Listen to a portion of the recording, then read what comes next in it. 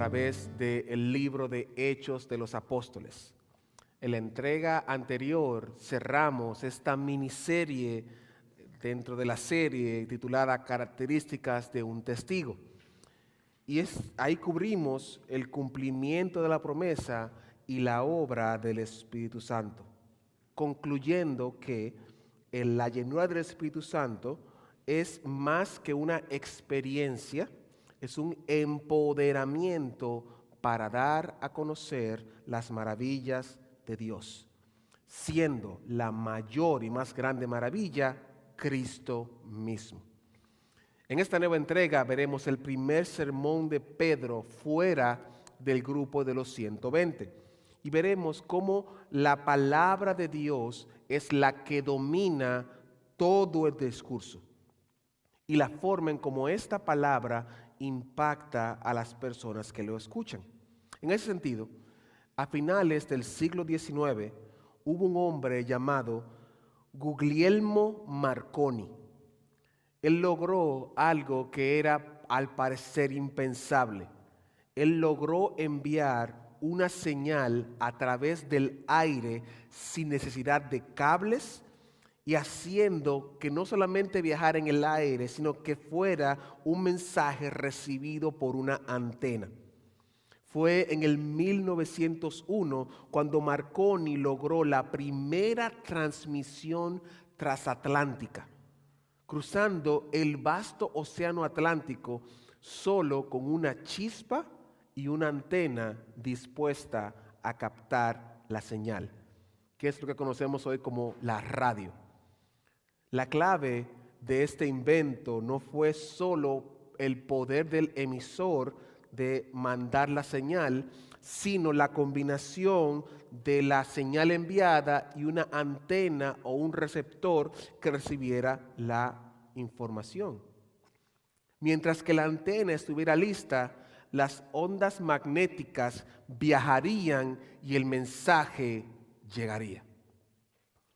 Así como las ondas llenan el aire, invisible pero reales, el Espíritu Santo descendió el día de Pentecostés, llenando a todos aquellos cuyos corazones eran como antenas abiertas, listas para recibir la señal divina.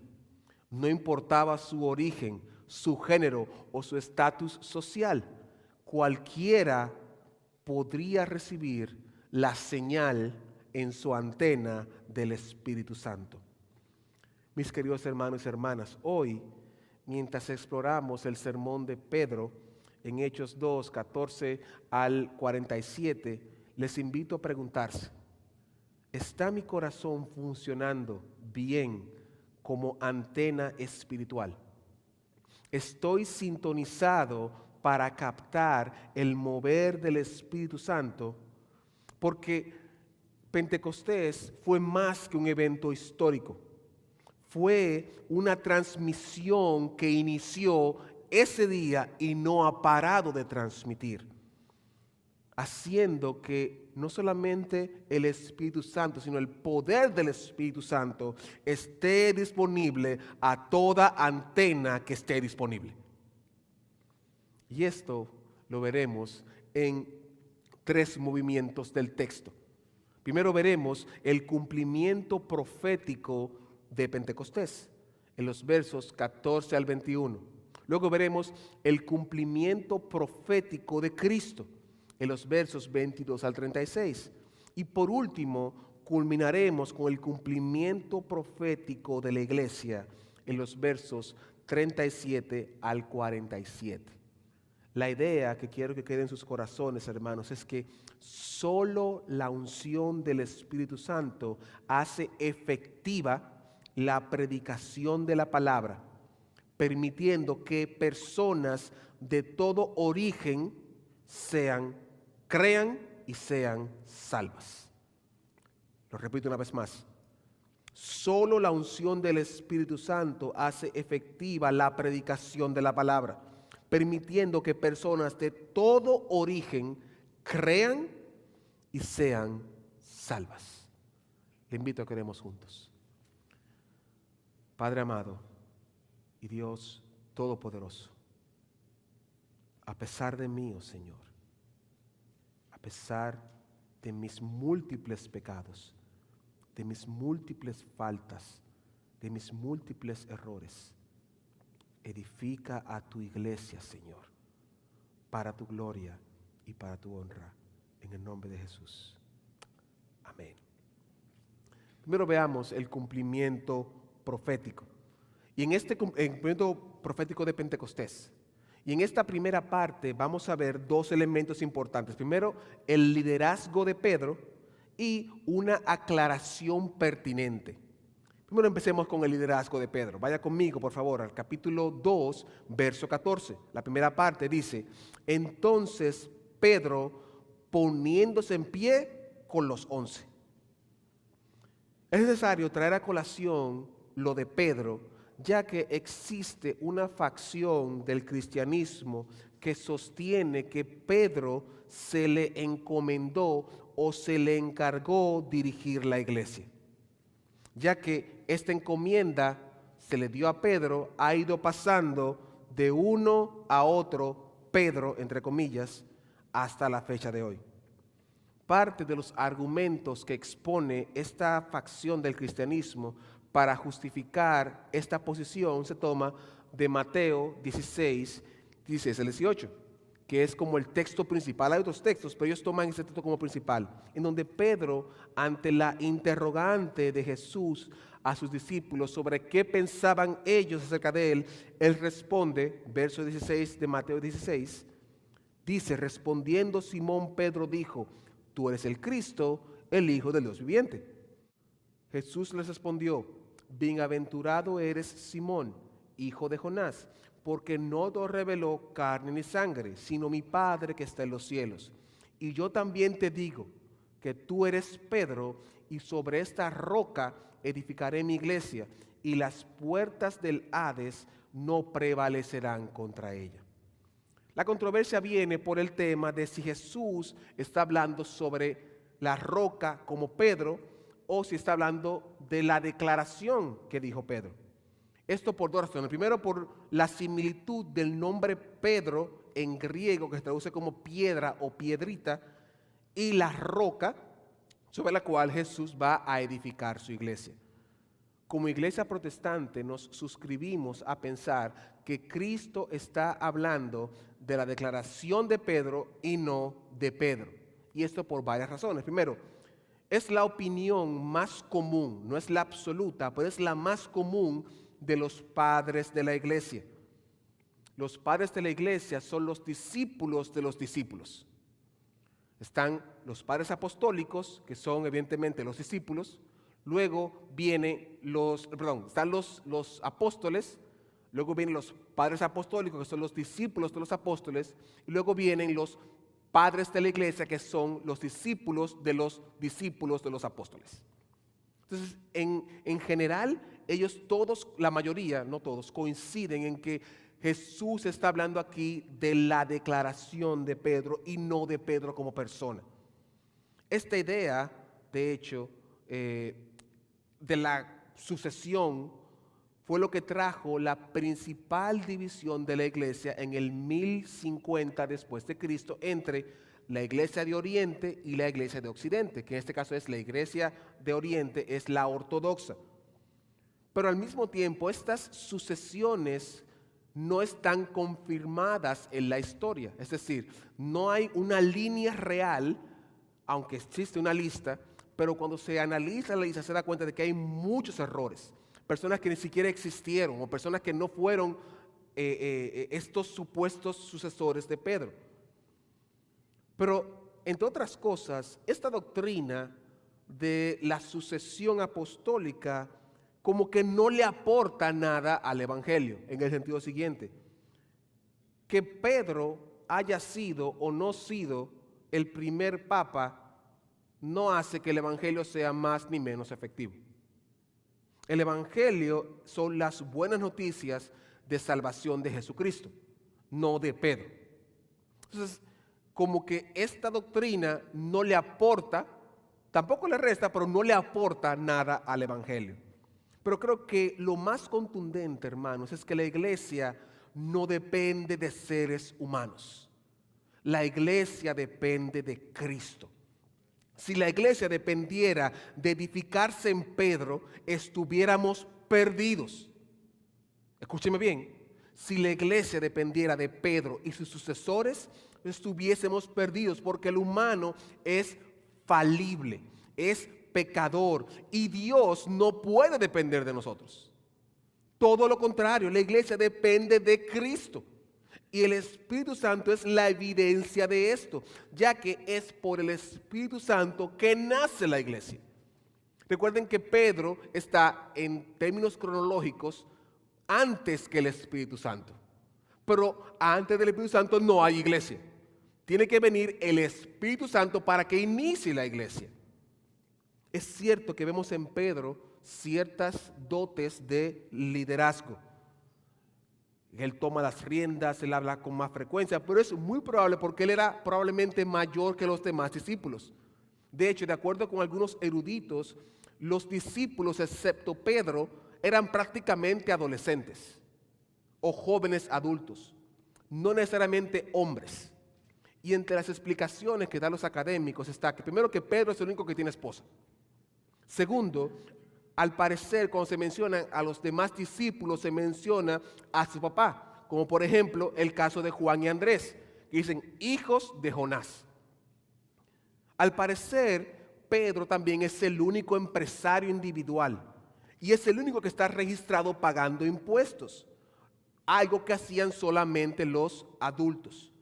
Y esto también, si fuese así, que los demás discípulos hayan sido adolescentes, explicaría la longevidad del resto de los discípulos. Es decir, Pedro muere muchísimo antes que el resto, evidentemente él fue asesinado, pero vemos que Juan, si efectivamente Juan escribió en el 90, y si era un adulto en el 30, diríamos que él diría más de 100 años, mientras que no es así. Si fuese un adolescente, sí cabe dentro del contexto histórico de que Juan llegó a escribir Apocalipsis y Primera de Juan en el 90 después de Cristo. Entonces, elementos, claro que esto es una teoría, no se ha comprobado, pero usualmente tiende a ajustar las cosas. Pero también vemos en Pedro una persona falible. Vemos a un Pedro que niega a Cristo 3 veces, intencionalmente. Y aunque él es restaurado, vemos más adelante, después de la restauración, a un Pedro hipócrita, que Pablo confronta directamente en la carta a los Gálatas, que es corregido por Pablo. Vemos a un Pedro que en humildad se somete a Santiago, en el libro de Hechos, que es el hermano de Cristo, y es enviado por Santiago. Es decir, que en términos de autoridad en ese momento histórico, como Santiago era el líder de la iglesia de Jerusalén, Pedro se sujeta a Santiago en el primer concilio de Hechos capítulo 15. Y aún Pedro es quien rinde el reporte en Hechos capítulo 11. En otras palabras, aunque reconocemos que Pedro tenía un liderazgo, no vemos que Pedro sea la máxima autoridad, sino un miembro más de los 12 discípulos. Ahora, vamos a hacer, luego que vemos esto del liderazgo de Pedro, veamos entonces una aclaración pertinente que hace Pedro. El texto nos muestra que Pedro hace una aclaración a la audiencia. Hace algunas horas, en el contexto de Hechos, ha pasado este fenómeno en donde una serie de personas que no deberían hablar en lenguas extrañas, estaba hablando en lenguas extrañas. Y Pedro tiene que levantarse para hacer una aclaración. De hecho, las palabras que utiliza por el evento anterior es que quedaron atónitos y maravillados en el verso 7 y atónitos y perplejos en el verso 12. Y aunque hubo burlas, estas burlas ante el hablar en lenguas fueron más por ignorancia, por no tener la capacidad de explicar lo que estaba sucediendo. Entonces Pedro toma el control y explica lo siguiente. Vaya conmigo al capítulo 2, versos 14 y 16. Hechos 2, 14 y 16. Dice la palabra del Señor. Entonces Pedro, poniéndose en pie con los 11, alzó la voz y les habló diciendo: varones judíos, todos los que habitáis en Jerusalén, esto os sea notorio y oíd mis palabras, porque esto no están ebrios, como vosotros suponéis, puesto que es la hora tercera del día, mas esto es lo que ha dicho el profeta Joel. Noten que Pedro aclara de manera sarcástica a las personas que ven este evento, porque ellos entienden que están ebrios. Pero miren la clave del sarcasmo de Pedro. Primero, recuerden que están celebrando Pentecostés. Y esta celebración requería sobriedad. Y número dos, Pedro alude a la hora. Es decir, son las 9 de la mañana. Pedro está diciendo, ¿cómo es posible que usted piense que estén borrachos y son las 9 de la mañana? Es decir, estos no son horas de andar embriagado. La hora tercera del día era a partir de las 6 de la mañana de ese día. La primera será a las 7, la segunda a las 8 y la tercera a las 9, así que era literalmente empezando el día. Y luego de que Pedro aclara esto, inicia un proceso de explicar lo que realmente está sucediendo. Hermanos y hermanas, lo que estaba sucediendo era un cumplimiento profético de Pentecostés. Pentecostés es el cumplimiento profético de Dios con su iglesia.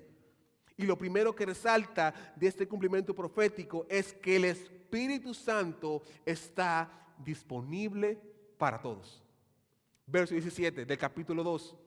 Hechos capítulo 2, verso 17. Dice, y en los postreros días, dice Dios, derramaré mi espíritu sobre toda carne.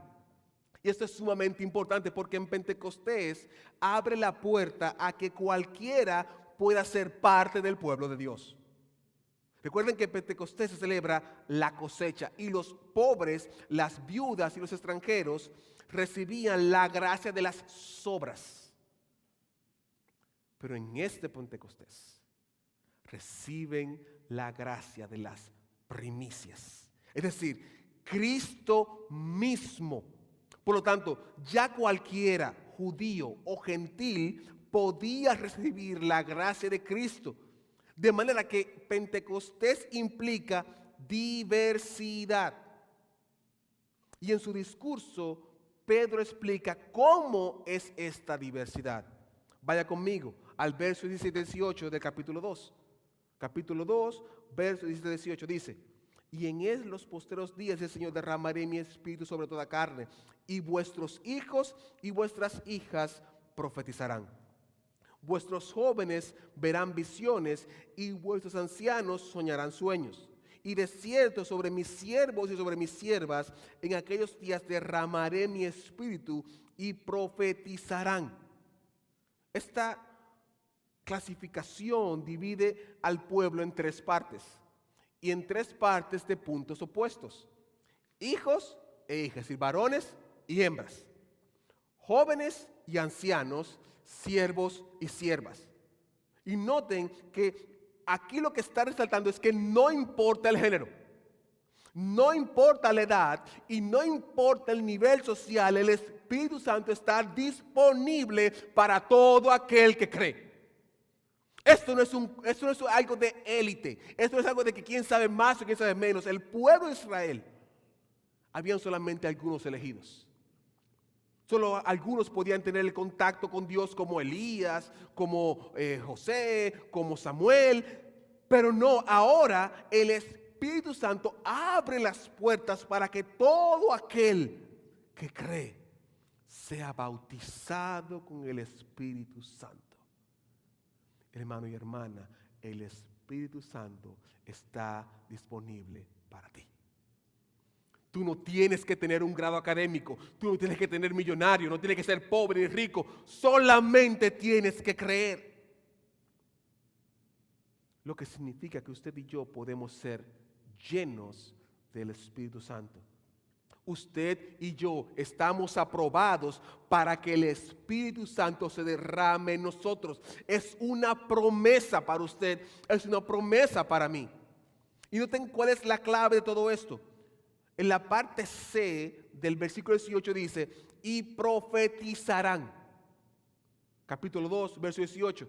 y profetizarán. Recordemos que profetizar en este contexto es hablar de parte de Dios, las maravillas de Dios, lo que se traduce en predicar el Evangelio.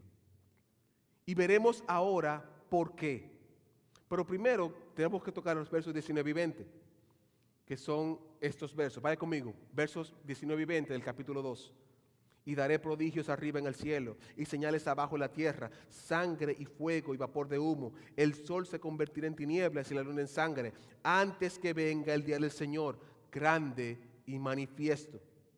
Esta parte ha traído, aunque no controversias, sino distintos puntos de vista, a razón de que pareciera como que no encaja en la narrativa de Hechos capítulo 2. Algunos sugieren que estos eventos sobrenaturales tienen que ver con la muerte de Cristo, y los eventos que se dieron como la oscuridad, el temblor de tierra, la resurrección de algunos santos, el rompimiento del velo, como describe Mateo 27. Otros piensan que estos eventos son eventos futuros del día del Señor. Yo suelo inclinarme a pensar que tienen más que ver con el juicio de Dios futuro. Esto porque no podemos desvincularlo de la profecía original que fue dada a Joel, que se conecta con el día del Señor y el juicio de Dios sobre la humanidad. Las profecías dentro del contexto bíblico tienen un doble cumplimiento. Un cumplimiento que por lo general es inmediato y otro que es por lo general futuro. Como el caso, por ejemplo, de la profecía de Dios a David sobre su heredero en Samuel 7, que no vamos a leer por tiempo, pero en esencia, Dios le promete a David un reino eterno a través de su descendencia. Pero al mismo tiempo, esta profecía aplica a Salomón porque él iba a reconstruir el templo, y al mismo tiempo aplica a Cristo. Y así hay otras tantas profecías que al parecer está pasando lo mismo aquí con Joel. A todo esto, el evento de Pentecostés resalta algo distinto a las profecías sobre los eventos atmosféricos que se ven aquí. Porque una vez más, la idea principal aquí es la proclamación del Evangelio, guiado por la resurrección de Cristo. Como les había dicho antes de recreación, la razón que mueve el tema profético aquí es resaltar que el Espíritu Santo no mira condiciones externas como sexo, género, persona, estatus social. No, sino que la llenura tiene un propósito y es hablar de las maravillas de Dios. ¿Para qué? Para algo sencillo, verso 21. Y todo aquel que invocare el nombre del Señor será salvo. Hermanos y hermanas, el Evangelio es la salvación para el mundo. Son las buenas noticias que muestran la obra de Cristo al venir a la tierra, hacer ministerio, morir por pecadores, resucitar y un día regresar en gloria y majestad. Hermanos y hermanas, el Evangelio son las buenas nuevas que tenemos que nosotros proclamar. Y para entender eso tenemos que inevitablemente ir al libro de Joel y entender la profecía de Joel. De manera general, la profecía de Joel es el juicio de Dios, no solamente al pueblo de Dios, sino también al mundo. Entonces, vayan conectando la connotación mundial de todo esto. En el día del Señor hay un juicio y en este caso en particular hay una connotación de Pentecostés de multiculturalidad. Es decir, en Joel hay un juicio a las naciones y aquí hay una bendición para las naciones. Este juicio de Dios implica destrucción, algo que según Joel no se había visto hasta ese momento. Él mismo dice en Joel 1:15 dice: ay del día, porque cercano está el día de Jehová, y vendrá como destrucción por el Todopoderoso. Y la manera en que Joel lo plantea es como algo inevitable. Pero dentro de toda esa situación oscura hay un aliento de esperanza. Y esto es la misericordia que viene por el arrepentimiento. Joel capítulo 2, versos 12 y 13 dice: por eso pues ahora, dice Jehová, convertíos a mí con todo vuestro corazón, con ayuno y lloro y lamento. Rasgad vuestro corazón y no vuestros vestidos, y convertíos a Jehová vuestro Dios, porque misericordioso es y clemente, tardo para la ira y grande en misericordia, y que se duele del castigo. Noten que es tardo para la ira. Tardo para la ira. No que no tiene ira. Es tardo para la ira, y el contrapeso de tardo para la ira es que es grande en misericordia. Y noten cómo Dios no está pidiendo un acto protocolar de arrepentimiento. Él está diciendo que debe arrepentirse de corazón, un cambio de actitud. Y aunque el juicio viene porque viene, Dios mismo abre una esperanza. Y esta esperanza encuentra sentido en el derramamiento del Espíritu Santo. Por tanto, todo aquel que invoque el nombre del Señor Jesús será salvo. Entonces, Pentecostés no solo nos recuerda la misericordia que hemos recibido, sino que también nos recuerda la misericordia que tenemos que dar a conocer. Mis queridos hermanos y hermanas, el Espíritu Santo se ha derramado para que demos a conocer las buenas nuevas de salvación, con la esperanza de que quien lo escuche invoque el nombre del Señor y también sea salvo. Es decir, nosotros predicamos no por obligación, aunque es una obligación. Nosotros predicamos porque entendemos que hay un mundo que se está perdiendo y el juicio de Dios viene sobre él. Porque la ira, aunque es lenta, camina. La ira, aunque es lenta, camina. Y cuando llega, llega. Y es en este intermedio que entra la iglesia. La iglesia, ese es el medio que Dios utiliza para que en lo que la ira, lenta, pero avanzando, llega, proclamemos la palabra para que el nombre del Señor sea invocado y gente sea salva. ¿Por qué? Porque usted, al igual que la persona que le va a escuchar a usted recibió un día el mensaje de salvación. Y usted logró ver que la ira venía caminando, pero hubo un hombre o una mujer o un niño o una canción que le tocó el corazón y dijo: no, yo voy a invocar el nombre del Señor y seré salvo. Por lo tanto, hermanos y hermanas, no se quede callado, porque hay personas que la ira de Dios está bien cerca y poco a poco se la llevará. Pero no solamente vemos el cumplimiento de Pentecostés, vemos el cumplimiento profético de Cristo. Vaya conmigo, por favor, a los versos 22 al 23. Y es interesante porque el Evangelio se predica en base al cumplimiento profético de Cristo. Y este cumplimiento profético de Cristo se ve en dos dimensiones: la resurrección y el señorío de Cristo. Pero antes, Pedro quiere resaltar algo que no podemos olvidar. Y es que el Evangelio, hermanos y hermanas, no se diluye. Al Evangelio no hay que echarle agua para que rinda. Vamos otra vez. Al Evangelio no se le echa agua para que rinda. Se bebe así, amargo como es. ¿Por qué? Versos 22 y 23. Varones israelitas, oíd estas palabras.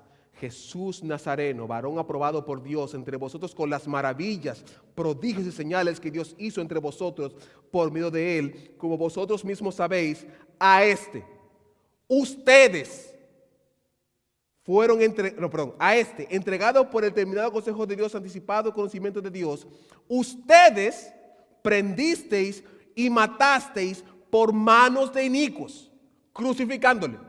Es decir, imagínese esto. Pedro está al frente de los que mataron a Jesús y dice, ustedes que lo mataron, ustedes, sí, ustedes.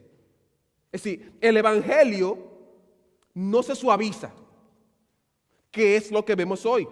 Vemos un evangelio que es como light, y es lo que tú sientas. Y ven, que Él te acepta como tú eres. Sí, es verdad, pero tiene que cambiar aquí. Después que entra, tiene que cambiar. No, porque yo me siento. Es que no tengo sentimiento. No. El evangelio es confrontativo. El evangelio suele ser amargo al principio, pero dulce al final. El evangelio no se agua. El evangelio no se diluye. El evangelio es frontal. Y dice al pecado, pecado, y lo llama a colación. Y dice claro, ustedes mataron a Jesús. No fueron otros por ahí. Ustedes dijeron crucifíquenle. Ustedes prefirieron a Barrabás, que era un criminal, a Cristo, que no había hecho nada malo. Ustedes. Ahora, este texto también trae una paradoja sobre la soberanía de Dios y la responsabilidad humana.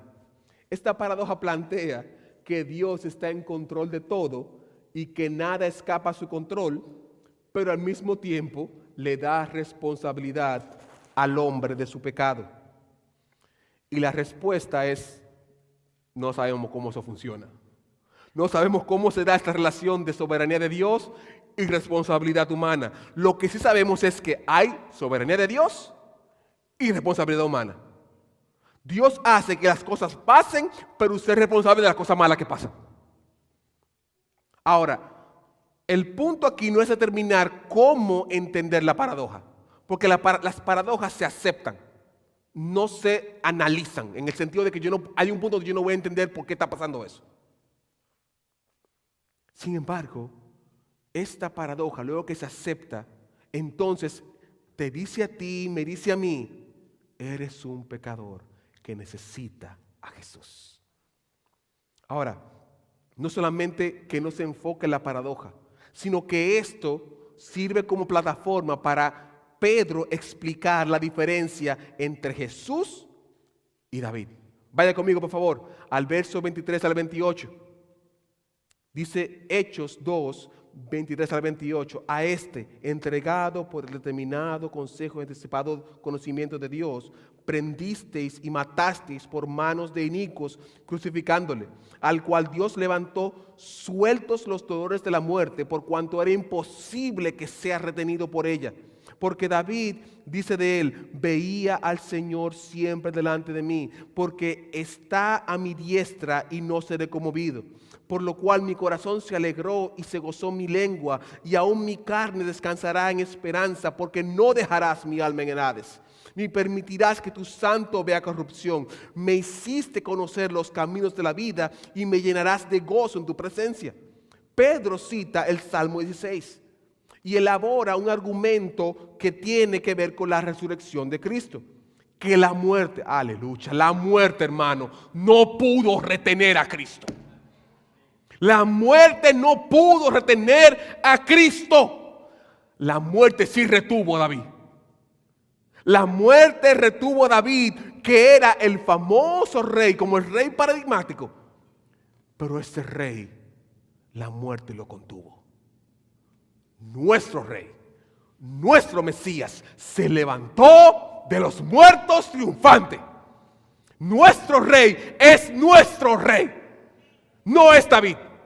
David está todavía enterrado, o lo que quedase de él. Nuestro Cristo está vivo. Y Pedro sigue explicando, varones hermanos, se os puede decir libremente que el patriarca David, que murió y fue sepultado, y su sepulcro está con nosotros hasta el día de hoy, pero siendo profeta y sabiendo que el conjuramento de Dios le había jurado de que su descendencia en cuanto a la carne levantaría al Cristo para que se sentase en su trono, viéndolo antes habló de la resurrección de Cristo, que su alma no fue dejada en el Hades, ni su carne vio corrupción. A este Jesús resucitó Dios, de lo cual nosotros somos testigos. Hermana y hermana, la resurrección sostiene nuestra fe. Y David, sin entenderlo todo, sin tener una visión completa del futuro, él se dio cuenta de que Dios levantaría a uno que la muerte no iba a retener. Que esa tumba lo contuvo a duras penas, un día y algo, 3 días y algo. A duras penas. Yo me imagino a esa tumba. Señor, ya llévatelo, por favor, es que no lo aguanto, llévatelo. La tumba no lo pudo retener. Se dio cuenta la tumba de que era demasiada gloria en un solo ser. Y si la tumba fuese un ser humano, dijera, por favor, llévate a Cristo. No lo aguanto. Y Dios resucitó a Cristo. Por lo que sin resurrección no hay cristianismo. Primera de Corintios 15, 17 al 22. Y si Cristo no resucitó, aleluya, vuestra fe es vana y aún estáis en vuestros pecados. Entonces también los que durmieron en Cristo perecieron. Si en esta vida solamente esperamos en Cristo, somos los más dignos de conmiseración de todos los hombres. Mas ahora, Cristo ha resucitado de los muertos.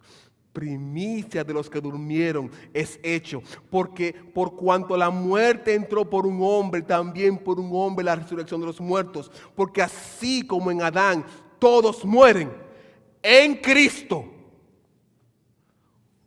todos son vivificados. Es decir, es como que cuando morimos en Cristo, es como que entramos a la tumba de Cristo y esa tumba de Cristo nos resucita en el mismo instante, hermanos y hermanas. Usted en Cristo resucitará. Una gente normal se muere y lo entierran. Nosotros morimos y nos entierran. Pero espiritualmente estamos como en el cascarón de Jesucristo, que nos mantiene, digamos que invernando, para un día, cuando Él vuelva por nosotros y nos llame por nuestro nombre, ese cascarón se abra. Y usted va a resucitar, hermano.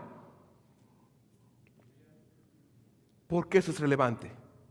Hermano, porque la muerte no lo pudo retener. La muerte fue vencida en Cristo. Y la resurrección marca nuestra esperanza.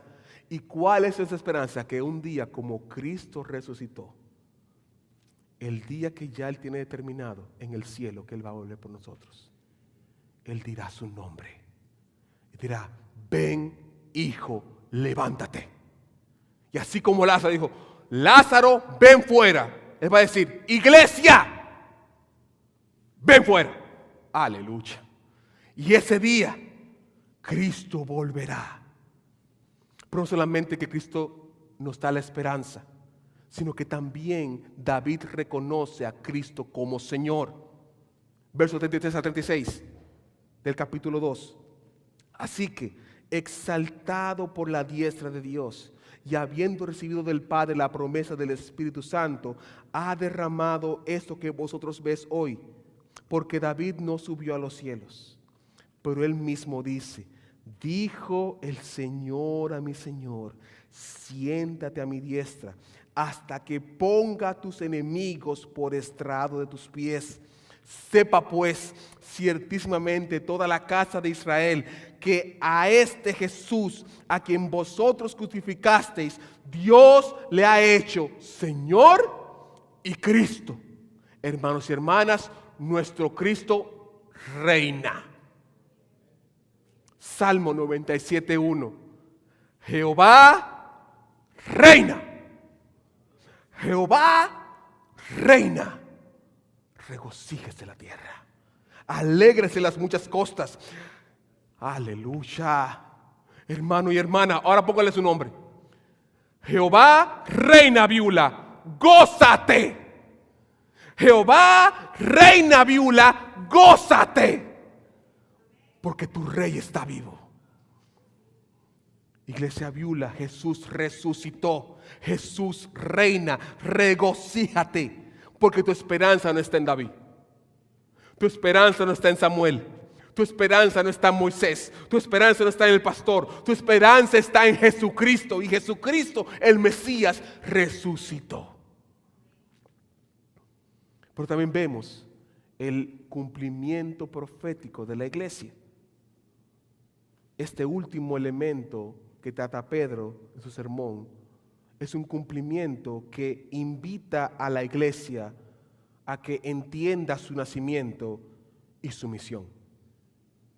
Versos 37 a 39. Al oír esto, se compungieron de corazón y dijeron a Pedro y a los otros apóstoles: varones, hermanos, ¿qué hacemos? Pedro les dijo: arrepentíos y bautícese cada uno de vosotros en el nombre de Jesucristo para perdón de los pecados y recibiréis el don del Espíritu Santo. Porque para vosotros es la promesa y para vuestros hijos y para todos los que están lejos, por cuanto el Señor nuestro Dios llamare. El primer paso para entrar a la iglesia es el arrepentimiento. Estas palabras en original significan cambio de mente o de propósito. En otras palabras, cuando venimos a Cristo cambiamos nuestra forma de pensar, cambiamos lo que hacemos. Lo segundo es el bautismo, que es una representación visual de algo que ya ha pasado internamente y que me hace ver y que me imparte la gracia de la resurrección. El reflejo de nuestro arrepentimiento se formaliza con el bautismo. Y esto habilita a la persona a recibir el Espíritu Santo y ser entonces testigos. Ahora, esto no quiere decir que para recibir el Espíritu Santo hay que bautizarse. Es decir, Pedro no está dando aquí pasos a dar, sino que está listando eventos. Y en este sentido, el cumplimiento profético de la iglesia se ve en cómo predica el Evangelio y personas vienen en arrepentimiento y fe, se bautizan y son empoderados por el Espíritu Santo. Por último, vemos las marcas de una iglesia pentecostal. Y debo aclarar que pentecostal aquí no es denominación, sino una alusión al Pentecostés. Y como es tan largo, me lo voy a evitar, pero este es del verso 39 al 47.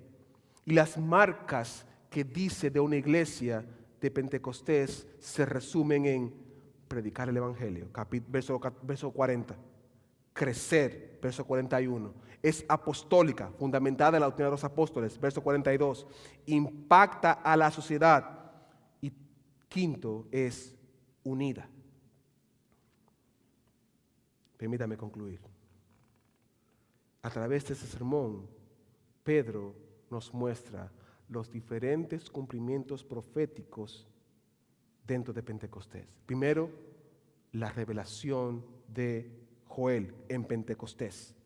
Segundo, la soberanía, la supremacía de Cristo en la resurrección y en su señorío.